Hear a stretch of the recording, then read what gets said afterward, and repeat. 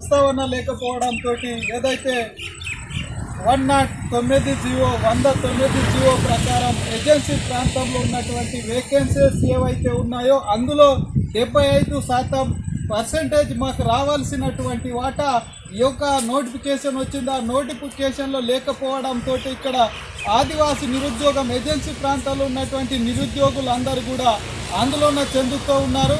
మేము ఇప్పటికే రాష్ట్ర ప్రభుత్వానికి, రాష్ట్ర మంత్రి గారికి, అదేవిధంగా ఎస్పీ, కలెక్టర్, పిఓలకు కూడా మెమోరాండం అందించినప్పటికీ కూడా రాష్ట్ర ప్రభుత్వం ఇప్పటి వరకు స్పందించకపోవడంతో మేము ఏదైతే ఇవాళ ఇక్కడ నూతన కమిటీ ఎన్నిక ద్వారా జిల్లా కమిటీ, విద్యార్థి సంఘం, అదేవిధంగా టీజీఎస్ కానీ, ఇక్కడ ఆదివాసీ సంక్షేమ పరిషత్ కానీ, గోండ్వాన పంచాయతీ రాయ్ సెంటర్ సంఘాలు కలిసి ఇవాళ మేము ఒక నిర్ణయం తీసుకోవడం జరిగింది.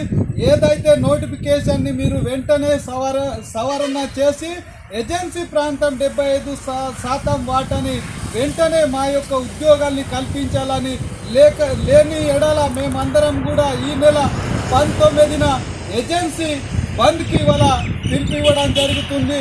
ఎందుకంటే మాకు గతంలో 2018లో కూడా అక్కడ ఉన్నటువంటి ప్రభుత్వం అప్పుడు కూడా మాకు 75% మా వాటా మాకున్నది. 2022 రిక్రూట్మెంట్లో కూడా మాకు రావాల్సినటువంటి ఏదైతే ఏజెన్సీ వేకెన్సీస్ ఎన్ని అయితే ఉన్నాయో అక్కడ 75% ఇవ్వడం జరిగింది.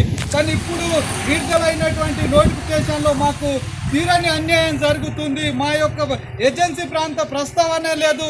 అదేవిధంగా మాకు రావాల్సినటువంటి ఉద్యోగాలు జనరల్ నోటిఫికేషన్ ద్వారా వస్తున్నాయి. కాబట్టి ఇవి వెంటనే సవరించి ఏజెన్సీ ప్రాంత నోటిఫికేషన్ వెంటనే విడుదల చేయాలని మేము రాష్ట్ర ప్రభుత్వానికి విజ్ఞప్తి చేస్తున్నాం.